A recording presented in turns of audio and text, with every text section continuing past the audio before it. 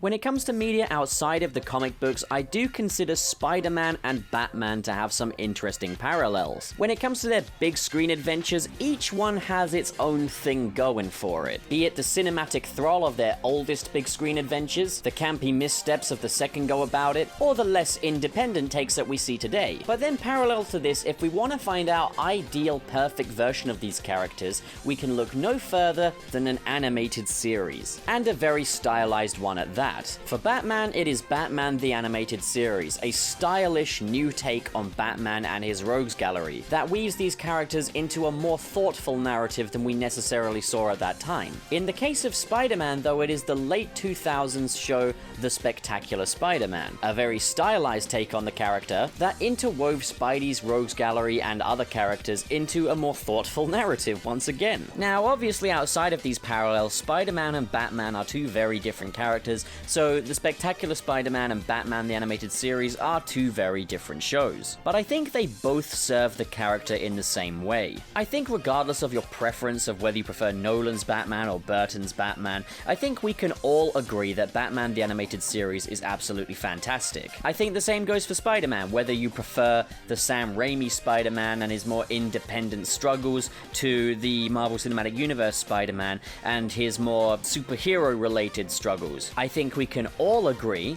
that The Spectacular Spider-Man is brilliant. So put it this way, I would say that The Spectacular Spider-Man is probably the least polarizing version of Spider-Man I've ever seen. I don't think I've ever seen a person say, oh, I hate this show, in the way that you see people that don't like the MCU Spider-Man say, oh, I hate MCU Spider-Man. And like Batman the Animated Series, The Spectacular Spider-Man takes a lot of cues from existing versions of on-screen Spider-Man and went on to inspire later renditions. Like how Batman the Animated Series drew some inspiration from Tim Burton's Batman, Spectacular Spider-Man obviously draws some inspiration from Sam Raimi's Spider-Man. Like how Batman the Animated Series has inspired later renditions of Batman, the Spectacular Spider-Man has done the same. For example, I would say that the Spider-Man that we have in the Marvel Cinematic Universe is very similar to the Spectacular Spider-Man we have here, and the way his friendship and social circles work is pretty similar to what we have in Spectacular Spider-Man. He's not quite the isolated loner that he was in the Ditko comics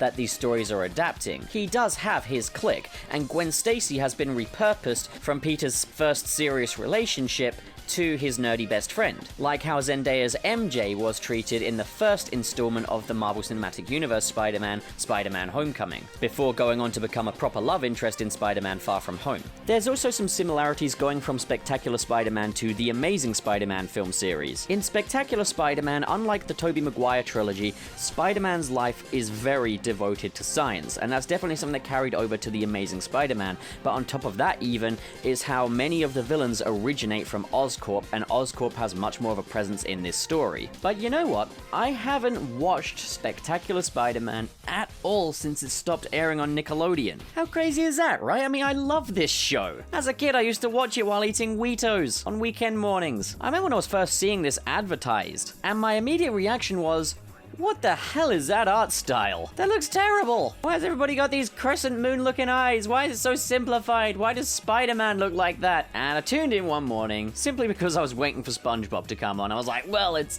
Spider-Man, you know, I like Spider-Man. But I really loved it as a kid. Now, I have been really wanting to talk about Spectacular Spider-Man on this channel since people started really enjoying these Spider-Man videos. Spider-Man is the thing I like talking about more than anything else, I think. And I've talked a lot about the Spider-Man movies, so let's talk about some Spider-Man shows this time, and we're going to start with the best of them. And we're going to start with Episode 1, Survival of the Fittest, because how you introduce us to a new Spider-Man makes or breaks the character. If we're not sold on Peter Parker, then we're not going to be sold on any of this. And Peter Parker is your starting point. Or, well, usually in any other circumstances it would be. Survival of the Fittest jumps straight into the Spider-Man action. It's the school holidays, it's the last day of the holidays, and Peter Parker is enjoying being Spider-Man. He's having thrills, he sounds really cool, he's accompanied by rock music wherever he goes. Life is an absolute blast and he couldn't be happier with what he's doing. This is a guy whose life has changed forever. He's a kid, And he has superpowers. He has the power to take down crooks like they're nobody's business. This opening sequence sets up Spidey's world in its most simple form. It's a thrill ride, and surely the guy that is Spider-Man is the coolest guy in the world, right? Unbeknownst to Spider-Man, he's being watched and the enforcers are after him. He's a new problem, he's a new guy, he's a new superhero. We know this Spider-Man exists now, so the enforcers are gonna go make quick work of him. This Spider-Man is a new kid on the block, he's a big deal, and he can do pretty much anything. So then we have Peter waking up the next day as the first day of school. We establish that he's lost Uncle Ben, he lives with his Aunt May, and they're having very, very tight financial struggles, which kind of grounds this Spider-Man in kind of a real world. He's got real world problems. We've just had that thrill ride of Spider-Man taking down the crooks, but how can Spider-Man get out of financial difficulty? Either way, that has to wait for now because Spider-Man is at the end of their kid. He's gotta go to his first day back at school, where he meets up with his friends Harry Osborn and Gwen Stacy. But Peter promises himself things are going to be different now. Before the summer holidays, Peter Parker was just an average wallflower geek, who had his geeky friends but was by no means a popular guy. He's a wallflower, like the original Peter Parker always has been. But how can you be shy when you've got superpowers? What's the worst that could happen, right? So in front of a shocked Harry and Gwen, Peter goes to ask out his crush Sally, with his newfound sense of confidence, and it does not go well for him, as he doesn't realize that Sally has a boyfriend who's one of the jocks and a friend of Flash Thompson. Sally's boyfriend is fine about it, but Flash Thompson rips him a new one and steals his lunch. Peter is still a bit too shy to really make a scene over this, and at the end of the day, he does have to keep his powers a secret. So none of this went as expected for Peter. It turns out that his life as Spider-Man does not have that effect on his life as Peter Parker. Having superpowers does not give you super luck. This scene, back to back with the scene of Spider-Man stopping the criminals earlier on, really illustrates what it means to be Spider-Man. Spider-Man is cool, but Peter Parker is not, and the two can never cross over. And we have this theme of kind of expectation and reality. Peter expects good things to come from him being Spider-Man, and they don't. Not for Peter Parker anyway. There's really no advantage for Peter Parker in being Spider-Man. So Peter revisits the lab at where he was bitten by a spider, the lab of Dr. Curtis Connors, where his older brother-like school friend Eddie Brock works. Peter is looking into getting an internship so he can earn some more money to help out Aunt May with her expenses and financial issues. But Peter is only 15 years old, he's in high school, there's not a lot of job opportunities for a kid of his age, and the internship is not paid. So things aren't going well for Peter, but he comes across a copy of the Daily Bugle and thinks, well, I could sell them pictures of Spider-Man. Surely that's something that'd be quite highly sought after, so he does attempt to go into the Daily Bugle, but is thrown out by the door guards. So then he does attempt to use his powers to benefit himself once again by climbing up to the offices of the Daily Bugle and walking in. He offers J. Jonah Jameson pictures of Spider-Man, and J. Jonah Jameson essentially says, what would a kid know about what I want to find in my newspapers? He throws Peter out and then discusses how he wants to get pictures of Spider-Man to Robbie in front of Peter Parker as he's being thrown out. So that's basically Peter's own side of the story, but if he hasn't got enough on his plate, he's got another situation to be dealing with as Spider-Man. So at Oscorp, Adrian Toomes is not happy. Norman Osborn has taken the credit for his invention, which gives people the ability to fly. Norman Osborn has a strict no apologies policy for himself. He never apologizes. Ergo, he never takes responsibility, which makes for a good juxtaposition between him and Peter Parker, who is taking responsibility for Uncle Ben's death in being Spider-Man, and we do hear about this because Peter wants to protect Norman Osborn because he's the father to Harry Osborn. He can't let Harry Osborn lose a father the way he did, so he has to act where he didn't before. They make a point of this in the episode, and it's not very subtle. It's not as subtle as, say, the MCU's version, but it works very well. So Peter needs to protect Norman because Adrian Toomes has his own flight tech and is using it to attack Norman Osborn until Norman Osborn apologizes to him, and Norman's life is in danger because of this. Norman's refusal to ever apologize and to ever take responsibility leads his life in danger, but even then he still never takes responsibility. And we definitely get the sense that Norman Osborn is not a very good person in this, and certainly not a very good father, as Peter does look up to him and he has a lot of respect for Peter Parker, but none for Harry Osborn, because Peter Parker is kind of the genius son that Norman Osborn believes he should have had. whereas Harry's more of an average teenager. Average intelligence, he's not a prodigy of any kind. But we ramp the challenge up even further for Spider-Man, because while he's trying to do the right thing and take down the Vulture, the enforcers are also hot on his tail, as mentioned earlier. So we throw Spider-Man into a situation that is very much bigger than him, but the way Spider-Man solves this situation is actually so well written and so well thought out. Immediately, I just want to say the action sequences in this are superb. They are up there with the action sequences we have in the films. The simplified animation allows for more fluid movement, and I take back what I said about the art style. It looks fantastic. So that simple art allows for this whole thing to be much more kinetic like it is in, say, the Sam Raimi Spider-Man films. And it's extremely well thought out, with Spider-Man using both Vulture and the Enforcer's resources against each other. The Enforcers are piloting a helicopter-like vehicle, I guess. It's not an actual helicopter, though. It's more of a high-tech sort of a thing. It's got turbines, that's the point I'm making here. And he rams the Vulture's wings into the turbine, taking down both the Enforcers and the Vulture at once. By the time he's done with all of this, though, it's midnight, and you gotta try and see things from Aunt May's perspective. She's just lost her husband. She lives in New York City, and her 15-year-old son is coming home at midnight. You can understand why she would be a little strict on Peter, and she enforces a curfew that Peter must be back by 10 o'clock in basically future episodes. Which sets up, yet again, it's more grounded. That is how a parent would be towards Spider-Man, I'd imagine. Especially when living in the big city where there's a lot of crime and pretty much anything can happen. But as well as this, it sets up another obstacle for Peter to overcome in later episodes, because he's gonna be late for his curfew if he's out fighting every night. What makes this all work so well is that it stacks a number of obstacles, right and wrong, from good guys and bad guys in Peter's path. It sets up that while he's not your friendly neighborhood mouth breather, and while he's not the most friendless guy in the world, Peter Parker is a shy guy. He's kind of a loser. And that being Spider-Man and having those powers do not change that. This first episode introduces us to Spider-Man and Peter Parker and his world in an absolutely flawless way that stacks all odds against him in one go. But without it being ridiculously explosive,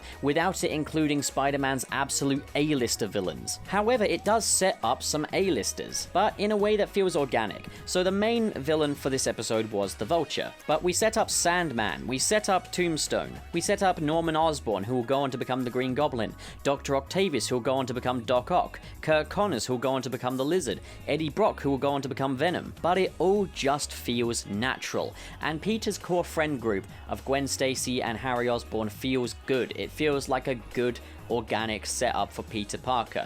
They're kind of the little geeky kids clique. Gwen Stacy is no longer an immediate love interest for Peter. She's a little wiser than he is when it comes to how life goes and everything. And she herself is pretty intelligent, but she's more of a nerdy best friend for Peter Parker. But together, Peter, Gwen, and Harry make for a very likable trio. Immediately in this first episode, without us really getting to know too much about them. This introduction leaves you wanting more. And it's amazing how many characters they could flesh out and also satisfyingly introduce in this brief 26-minute runtime. But that's what works so well about this. It's not oversimplified, it doesn't subtract, it doesn't lose stuff, it simply streamlines what works, and brings us compelling stories that can be told in its brief runtime, but as well as segue onto later stories as well, but without feeling incomplete. I guess what I'm trying to say is it does serialize television quite well. The art style, as I said earlier, didn't click for me until I actually watched the show. It's definitely more simplified than any other animated Spider-Man show. That is something that has to be said,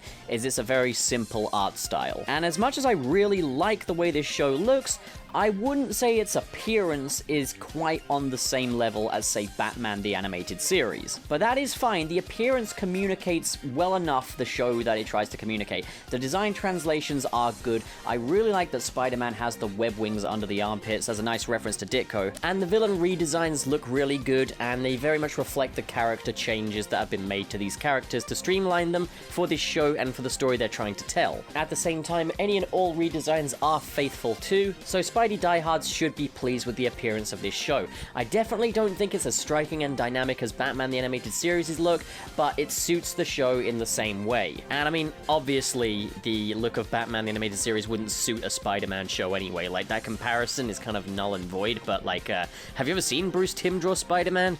Eesh. I love Bruce Timm, but some things just don't work for him, especially shipping characters that don't belong together. Oof. You want some cream for that burn? The voice cast are also brilliant in their roles. Josh Keaton makes an absolutely brilliant Spider-Man. He's a little more nasally than previous Spider-Man, but he conveys the youth very well. The music is also pretty well done in this. It's mainly rock-style music accompanying the Spider-Man stuff, with some orchestral stuff in there, and as well as that, the theme song is great. The opening credits have a strange amount of homages to Raimi Spider-Man as well, with a lot of shots being recreated, as well as showing us Spider-Man's origins and other important plot details that you might need going from episode to episode. Overall, for fans of classic Spider-Man, I think Spectacular Spider-Man is your perfect little package deal. It's got everything in there you could possibly want. It's got all the villains you could want, they're all portrayed very lovingly, it's well paced, it's well written, and everybody is very well characterized. What do you guys think? Comment below and discuss, and as always, if you enjoyed this video and you want to see more like it, don't forget to hit subscribe, hit the like button, and in the description below are links to my Discord and my Patreon. Channel Pup has been growing more than I could ever have anticipated over this very short space of time, and I'm absolutely honored to see so many viewers participating in discussions and really enjoying my little projects here, but it's not without its obstacles. I'm currently a student studying film and television, and if I want to afford the general costs that come with living, unfortunately YouTube revenue just can't always cut that cheese. I recently moved in with my girlfriend's family, but this is not a permanent thing, it's just for the summer, and last year I've done the whole act of balancing YouTube, balancing a job, and balancing university, and trust me, the content suffers every single time.